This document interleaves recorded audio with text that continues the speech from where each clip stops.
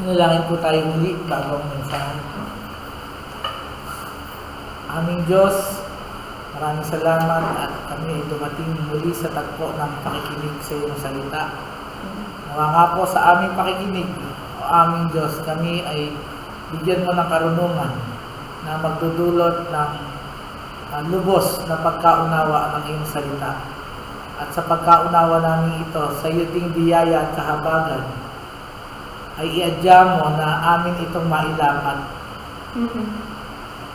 sa paraan ng tunay na nagbibigay luwalhati at nagtataas sa iyong pangalan, na nagpapakita sa lahat na kami ay tinubos mo at kumikilala sa iyo bilang aming Diyos. Sa amin pong pakikinig, gayon din ilayo mo kami sa kahit anong mga distractions na mag-aalis sa amin sa pag-focus sa pakikinig ng iyong mga salita. Iyo pong hawakan ng pananambahang ito, ang mensahe ng iyong salita. Ilayo mo po ng iyong lingkod sa anumang kamalian. Itago siya, itabing siya sa iyong kalwalhatian. Ikaw po, nawa, Panginoon, ang mangusap sa amin. At kami bilang iyong mga anak ay makatugon sa pamamaraan o sa manner na tunay na naaayon sa iyong kalooban at magbibigay ng walhati sa iyo. Ito po aming samang dalangin sa pangalan ng aming Panginoong Jesus. Amen. Amen.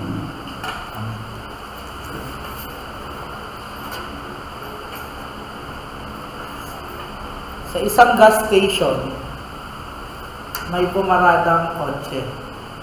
Then, lahat ng sakay nun ay naglabasan na. Tapos, may mga lumabas doon sa gas station, doon sa convenience store, na mga tao. At tumambay sa labas. At nakita nila yung kotse at yung driver nito. Yung driver ay parang pangkista. Magulong buhok. Parang hindi maayos ang pananamit.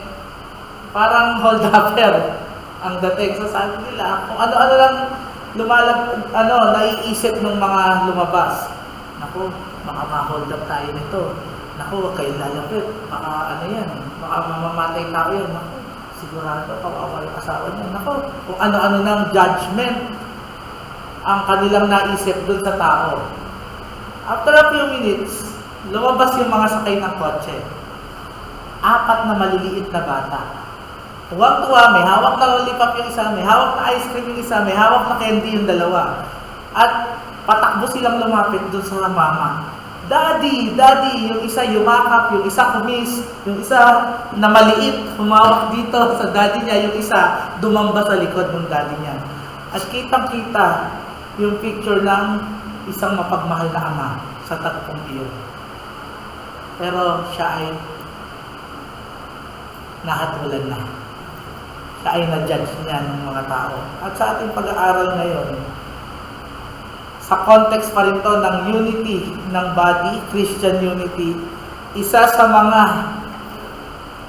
pinakamalaking balakid o nagkokos ng disunity dito particularly sa chapter 14 ay ang passing judgment. Yung paghatol sa kapwa, lalong-lalo na sa fellow believer. Ito yung first part na message natin ngayon. This is another 2-part sermon for 2 weeks. So yung unang linggo, doon tayo sa first part, sa verses 1 to 12 na nagpapatungkol sa passing judgment.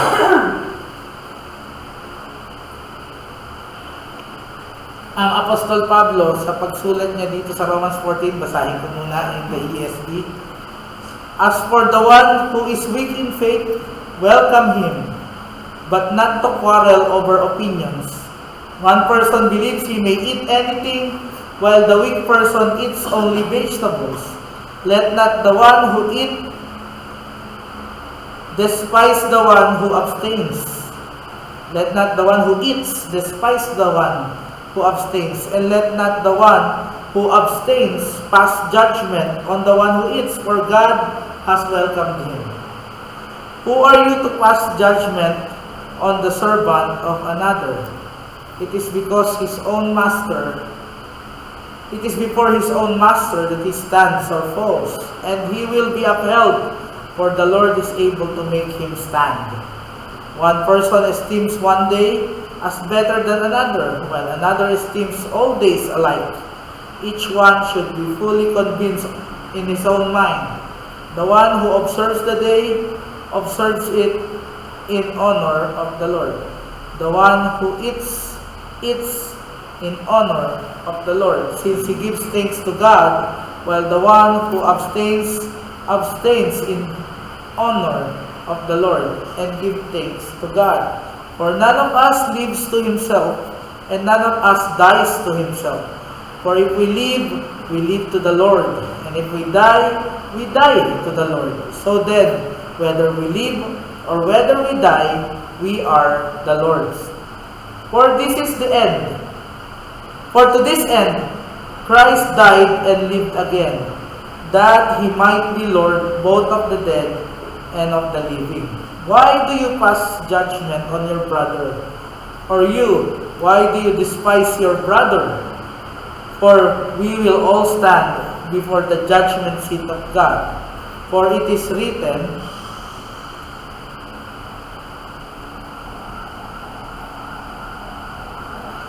As I live, says the Lord, every knee shall bow to me, and every tongue shall confess to God. So then, each of us will give an account of himself to God. Praise be the reading of God's Word. Ang Apostol Pablo po dito sa pagpapatuloy ng kanyang pagsulat sa mga believers sa iglesia sa Roma nitong unang siglo ay pumopokus. Ang kanyang baling ay tumutok ngayon sa kanyang mga kaisipan tungkol sa practice ng faith-based righteousness. We know that nowadays as Christian liberty, yung kalayaang Kristiyano, yung mga faith-based righteousness in relationship within the Christian community. Also, I believe, pinopokus din dito yung nagiging problema ng maraming believer na legalism. Dahil sa kanilang pagkaalam sa Biblia, they tend to pass judgment upon seeing those who fail in their obedience to God with prescribed dun sa mga nakasulat sa Biblia. So, ang tinutumbok dito ng Apostol Pablo ay yung Christian community with regard sa kanilang pagkakaisa. At ito, sinasabi niya, ito yung mga balakid, ito yung mga humaharang o pumipigil sa lubos na pagkakaisa ng kalipunan ng mga Kristiyano. Una dito, ito ang pinag-uusapan natin, ang paghatol sa bawat isa. So, makikita rin natin dito na sinabi ni Paul sa kanila, walang karapatan ang bawat isa na mag-judge dahil hindi naman tayo ang Panginoon ng bawat isa, kung hindi ang Diyos. Sinabi rin dito ng Apostol Pablo yung katotohanan na dapat ito ay itigil. So, it is a command, an imperative. Dapat itong matigil, itong paghatol sa isa't isa sa loob ng iglesia. Sabi ni Andrew Knowles, the Christian Church is a new community. In Rome, Christians of Jewish and Gentile backgrounds are going into, ito daw ng panahon nila Pablo, bilang konteksto, sabi niya, are going into one another's houses and sharing the same meals for the first time in their lives. So, kasi may kaugalian natin na may dalang pagkain. At yung ibang pagkain galing sa market. At yung ibang pagkain na dinala sa market ay galing sa mga festival at sa mga inoffer sa Diyos-Diyosan. So, nagkakaroon ng friction, nagkakaroon ng kaisipan na na-judge yung kapwa nila mananampalataya. Doon pa lang sa pag-practice nila na kumakain sa bawat bahay ng isa't isa. So, nagkakaroon ng paghatol. So, ito yung pinipigilan ni Apostle Pablo dito, sabi ni Andrew Knowles. Sabi pa niya, Paul knows that some Christian Jews will still want to keep their food laws, and observe their holy days. So, hindi pwedeng gawin yun ng mga hentil. Hindi pwedeng ipilit yun sa mga hentil. And in this way, pag hindi ginagawa ng mga hentil yun, yung mga food law, yung mga ceremonial law, yung mga holy days nila, yung Purim, yung Day of Jubilee nila, Yom Kippur, pag hindi ginagawa ng hentil yun, they are starting to pass judgment on them. So, makikita natin dito na may problema na nangyayari sa iglesia sa Roma at ito ngayon ina-address ni Paul. Ang pinaaalala niya sa kanila na sa kaisipang ito, dapat nilang ma-realize na ginawa na ni Kristo lahat. Una, upang iligtas sila, at pangalawa, upang makapamuhay sila bilang mga Kristiyano na may pagkakaisa. And may inabolish na si Kristo na dapat malaman nila na hindi na applicable sa lahat ng mananampalataya. Dahil in-incorporate na in a massive scale sa New Testament, may mga hentil nang naging believers, tama. Pero especially in the New Testament, itong mga panahon na to, massive. 3,000 in a day, yung pumapasok sa iglesia na hindi naman mga Hudyo. Imagine tayo, Pilipino.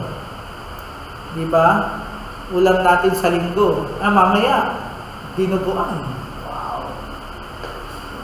Isipin mo, may Hudyo rito.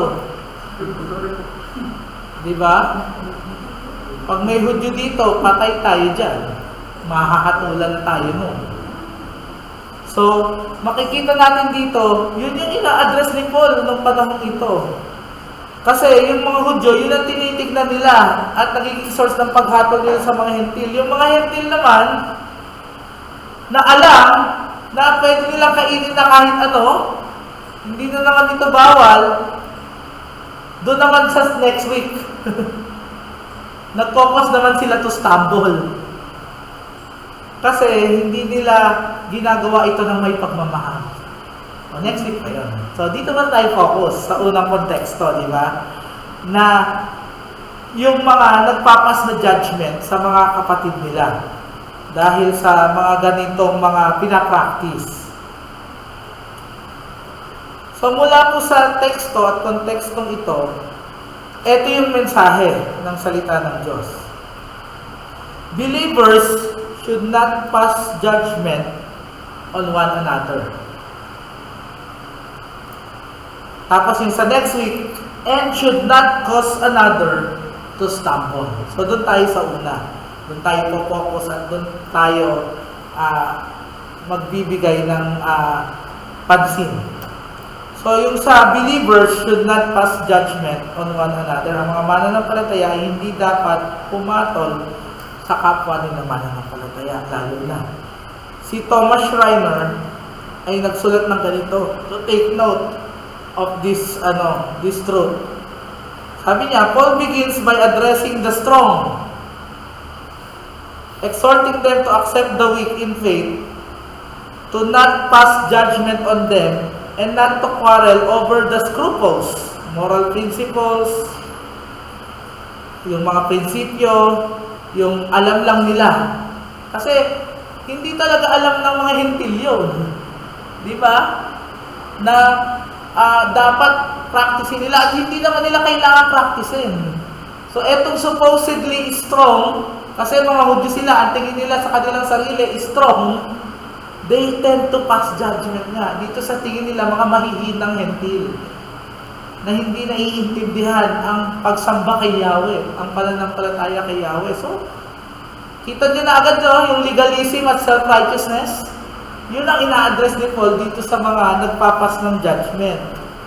In-elaborate nga dito ni Paul, yung verse 1, sabi niya na dapat daw maaral o matutunan na yung mga weak pala ang tunay na strong. At yung nag-aakalang strong, sila pala yung weak. Kaya? Kasi sila pala yung mas hindi nakakaintindi ng grace ng Panginoon. Ang winawarningan dito, hindi lang pala itong nagja-judge ng mga weak, kung hindi pati yung mga strong na nakakaintindi na mas malawak na ang ilaw ng doktrina sa kanila na nagja-judge dito sa mga Hudyo na bakit nyo kami hinahatulan din nila pabalik. So, napakaganda ng katotohanan yan. Then sa verse 2, nagbibigay ng encouragement si Paul sa kanila. Do not despise the weak, and the weak do not judge the strong. Di ba yung nga nangyari? Ginajudge. Etong isa naman, minamaliit. It's also a form of judgment. So, they are judging one another. So, here po, sa verse 4 naman, dinrive din po yung reason. Bakit hindi dapat i-judge vice versa ang bawat isa o i-despise ang bawat isa? God has accepted you both. Karapat-dapat ba kayong tanggapin? Parang siguro ganun yung hindi tayo karapat-dapat tanggapin. Pero tinanggap tayo ng Diyos. For that reason alone, you should not judge one another. So dito mapasok yung pag-ibig sa isa't isa. Righteous judgment. Pwedeng i-correct. Hindi ibig sabihin nito, hahayaan mo na lang yung masama. Hahayaan mo na lang yung hindi magandang ginawa. Di ba? Pwedeng i-correct. Pwedeng i-review. Pero, in a manner na hindi judgmental. And also, if I may add, as related context dito, in a manner na biblical. Kung gusto mo i-correct, may nakita kang mali, do not tell it to another brother or sister. Go directly to that brother and tell him that. Hindi in judgment, but in gentle Christian love. Kasi gusto mo siyang ma-restore, ma-correct, or gusto mong, kung mali ang pagkakaintindi mo, maitama. So, napakaganda, di ba, nung pinapakita ni Paul dito na idea sa kanila. Kasi bago pa lang lumalaki yung iglesia. This is the time na foundational. May miracles pa nga dito, di ba, na mga nangyayari. Dito yung time na nakikinig ng sermon, nalaglag sa hagdan. Pero, binuhay sa pamamagitan ng power of God. So, ganun pa kasi. Hindi matapos ang canon. Ginagawa pa lang yung New Testament. So, dinilinaw na ni Paul dito yung mga foundational na dapat malaman ng mga mananampalatayang ito. Particularly sa topic na ito ng passing judgment to one another. So, ang linaw-linaw ng present sa kanila ni Paul tungkol dito. Dahil sinasabi rin niya sa kanilang kahinaan, sa kanilang mga pagkakamali, o sa kanilang pagyayabang o pagkamakasalanan, dahil sila ay nasa Diyos, God will still make them stand. Meaning, God will forgive them, God will correct them, God will help them. Hindi mo kailangan silang i-judge. Kasi pwedeng ikaw yung instrumento ng Diyos, in quick application, mga kapatid, para itama sila. Para palakasin ang loob nila. Para tumayo sila. Many times, marami tayong kapatid, di ba? Na nakikita natin, dumaranas ng problema. Minsan, gawa ng kasalanan. Anong gagawin mo in response? Will you judge them and be self-righteous? Mas tama ako sa'yo. Dapat hindi mo ginawa yan, masama ka. No, you must, lalo na kung leader ka, you must exhort them, teach them. Correct them, yes, but teach them gently and still love them. Hindi pwedeng mawala yan. Sa kapatiran, meron kayong disagreement, may nagbitawan kayong words, pero in the end, dapat ang mag-unite sa inyo, ang maghiwalay sa inyo, hindi judgment of one another. Kasi alam niyo, hindi kayo yung Panginoon ng bawat isa kung hindi magpatawaran kayo at i-maintain nyo ibalik nyo yung sinasabi dito, individually and corporately, unity. Pagkakaisa. So, we fall into that. I fall into that. I won't deny. Hindi ko i-exclude ang sarili ko dyan. Maraming pagkakataon, I tend to judge people, even in my mind. Minsan pa ka nasasabi ko yun sa ibang tao, na nag-judge na pala ako. And there's no excuse for that. Unang-una, doon tayo lumapit sa tunay na nagkasala tayo kanina sa Panginoon. And then, let us change our ways. Ang kagandahan sa Kristiyano, they are enabled to change their ways. Ang hindi Kristiyano, kalimitan, nagpapatong-patong ang kasalanan. Pero tayo, we can go to God. Through Christ, may victory na tayo and may enablement na para baguhin at gawing biblical yung unbiblical nating mga ginagawa at kasalanan. Para ito ay mapatawad unang-una and then mabago tayo. So, we have the ability to not conform to this world but conform to Christ. Sabi nga ni Owen kagabi, di ba? We must conform and be Christ-like. So, ang ganda ng tinuturo ni Paul dito. Tapos sinasabi niya na may differences talaga. May differences ba tayo dito, mga kapatid? Iba't iba pinanggalingan natin. May mga dadating pa sa atin na maaari iba yung kanilang tinatayuan. Shall we judge them? Shall we exclude them from fellowship? Shall we conspire against them na mali kayo, dapat maanuhan yan, magtaturuan ng leksyon yan. Kasi mali yung tinatayuan. Kasi mali yung ginagawa. No, we practice Christian love to them as Paul's teaching. We must not ever be found judging one another. Because only the true judge nating lahat ay ang Panginoon.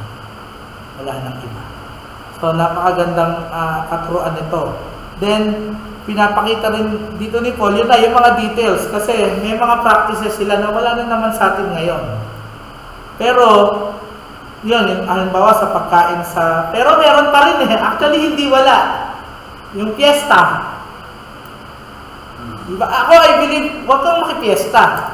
Pero kung yung isang tao nagdala sa bahay mo ng pagkain galing sa fiesta, kainin mo. Pero, kung meron nakakaalam to na isang kapatid na nai-stumble siya, doon yun sa second sermon, hindi mo na dapat kainin yan. So, yun yung inaano na dito. Hindi mo siya dapat i-judge. Yung nakakita, kung ikaw yung nakakita, hindi mo siya dapat i-judge. Huwag mo dapat kainin yan, Brother Francis. Ikaw pala yung weak. Kasi lahat ng pumapasok, sabi ni Kristo, hindi yun yung nag-defile sa tao, kung hindi yung lumalabas sa kanyang tao. Tinanggal na ni Lord yun eh. So, halimbawa, mamaya, sarap ng dinuguan. Kung may kaya nga nagtanong ako ng linggo, baka may nai-stumble dito sa dinuguan, hindi na lang tayo magdidinuguan. Eh, wala naman. So, kasi kung meron, pwedeng i-judge tayo. Tama? Nag-cause pa tayo na magkasala sila, na-stumble sila by judging us. And we may judge pabalik sa kahinaan ng kanilang pananampalataya. So, pipigilan natin yung mga ganung bagay in quick application again. Kasi yun yung ina-address dito ni Paul at marami pang issues between the weak and the strong brother. Pero ang pinakakarang tinotrompeta niya, sabi dito nung sumulat, ay yung primacy of the Lordship of Christ. Kung ano na yung binago ng Panginoon, doon tayo focus. Kung ano na yung pinagtibay ng Panginoon, doon tayo susunod. Pero we must not use that to judge another. Instead, with all patience, with all gentleness, with all love, correctin natin sila in a biblical manner.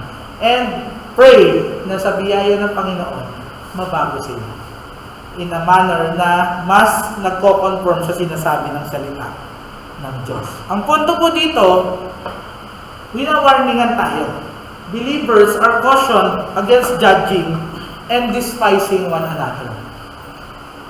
We should not easily hate another believer. Kahit nga napatunayan na natin na hateful yung ginawa nila, we should still not hate.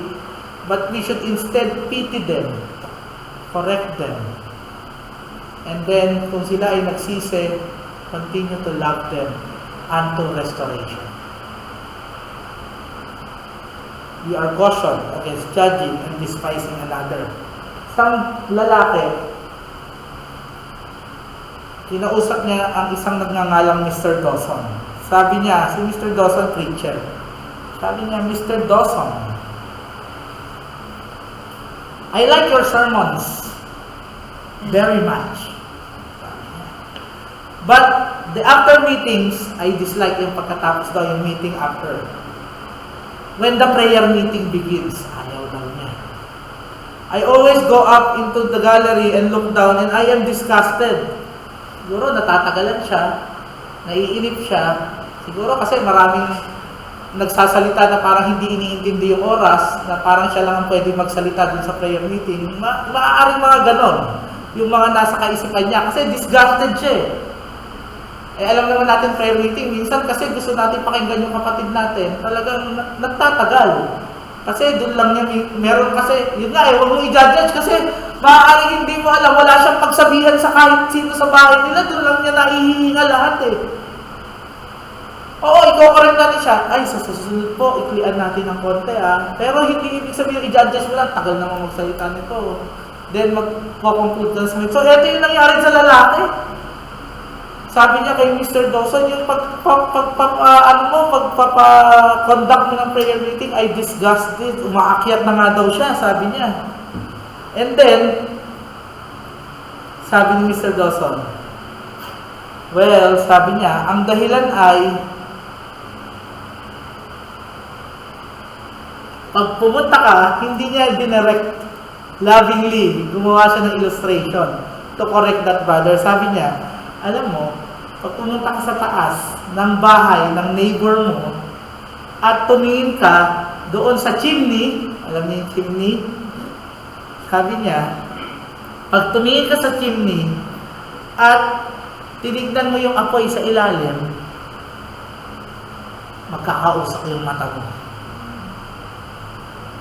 Ito pa yung isang illustration ng being judgmental yung attitude. Maka-cloud yung judgment mo. Pag ikaw ay nagsimulang mag-judge, yung tamang reasoning, yung tamang approach, mawawala ka. Anong mapapalitan nun? Hate, galit, pagmamaliit sa kapwa. So, kaya nire-refrain tayo from that. Kasi, hindi yun yung pamamaraang Kristiyano na tinuturo sa atin. So, paano natin ito ilalapat? We must not look down on people. Kahit gaano pa sa tingin natin sila mahina sa kanilang pananampalataya o mahinang tao sa tingin natin. Kung sila, lalo na ikaw pa mananampalataya, sila itinubos ng dugo ni Kristo kagaya mo. At lahat kayo pare-parehong hindi karapat-dapat doon. Doon ka lalampas ng pagtingin, sabi ni Paul dito, di ba? At application sa atin ngayon. Lumampas tayo ng pagtingin sa mga tao, sa kanilang kahinaan, sa kanilang kamalian, even sa kanilang kasalanan. Hindi mo man ito tolerate, pwede mong i-correct, pero laging in the context of love, na unang ipinakita sa atin ng mga hindi karapat-dapat mahalin ng ating Panginoong Jesucristo. Wala tayong excuse not to show love and not to forgive. Wala tayong excuse para hatulan ang kapwa natin, lalong-lalo na ang kapwa natin. Si Charles Price, pastor siya ng People's Church sa Canada, sa Toronto, ay nagkwento ng isang istorya ng isang kaibigan niya na nagpunta sa Netherlands, sa Holland, upang mag-share ng gospel sa mga Hollandes, sa mga Dutch people. At marami siyang mga naging kaibigan ng mga Kristiyanong mga Hollander, mga Dutch Christian. At siya ay manghang-mangha nung kanyang na-discover na parang nagdadalamhati o nabibigatan, nadidistress tong mga Dutch Christian dahil sa nakikita nila na estado ng mga American Christian. Tandaan niyo po, kung alam niyo ang konteksto ng Dutch Christian, sila ay mga purist. Mga parang halos Methodist yung mga yan pagdating sa kanilang mga doktrina at pag-practice nito. Halos yan, super Puritans. So, sila daw ay nadi-distress. Nag-i-struggle sila sa style ng pananamit ng mga American Christian, sa pagme-makeup. Yung naka-makeup dito. Okay, pupunta ko lang na. Tapos, nakikita rin doon yung nadi-distress sila sa kultura ng mga American Christians. Ang pakiramdam nila, ito ay kasalanan na pumasok na sa iglesia sa Amerika. At sabi nila, kahit kailan hindi namin hahayaan na mag-impact kami ng ganyang klase ng nangyari sa Americans. Yung kaibigan netong preacher na to na nakikwento, na-amaze din siya, nagugulat din siya kung bakit ganun ka-upset itong mga Dutch Christian na to sa American Christians dahil sa kanilang pananamit, make-up, etc. At pag nakikita daw na itong mga Dutch Christian, yung mga taong ganito, American Christian, umiiyak pa sila.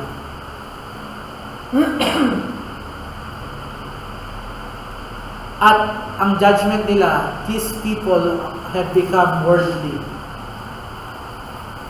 Yun po yung danger ng tinatawag nating legalism.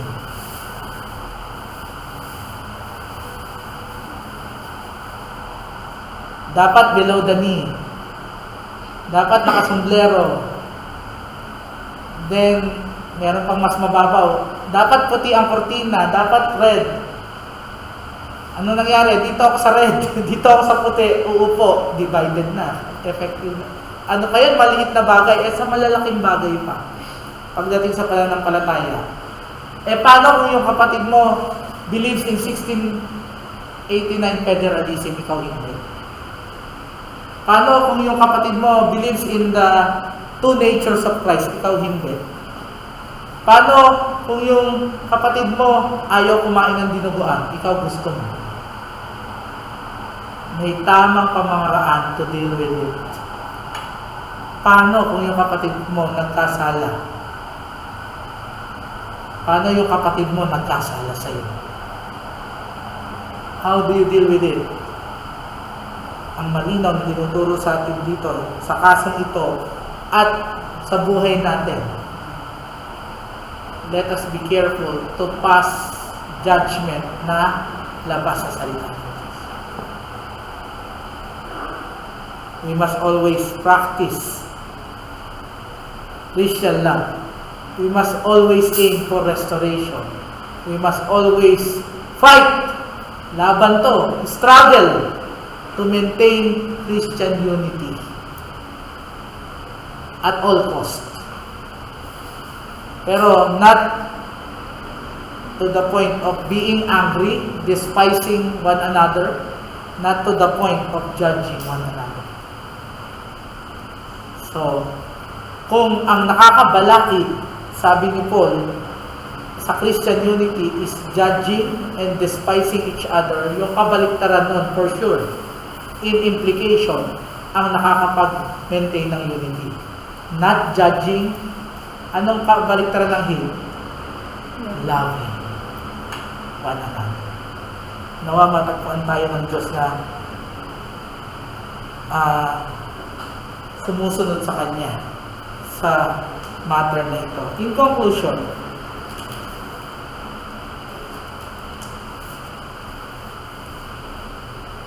believers must have genuine acceptance of one another. Hindi po tayo pwedeng paracycle o parang pariseyo, panlabas. Balat kayo, pakitang tao sa bawat isa. Pag may dumating na medyo big time, makikita yung kabutihan natin, yung talagang all Christian virtue natin. Pero pag may dumating na hindi, how do we react? Do we practice the same love to them? We are all guilty of that. Pero hindi dapat tayo mag-remain sa guilt na yon. Dahil sa tinuturo ng salita ng Diyos, let us change more and more into the image of God. Be Christ-like in conducting our life as Christians to one another and even to unbelievers.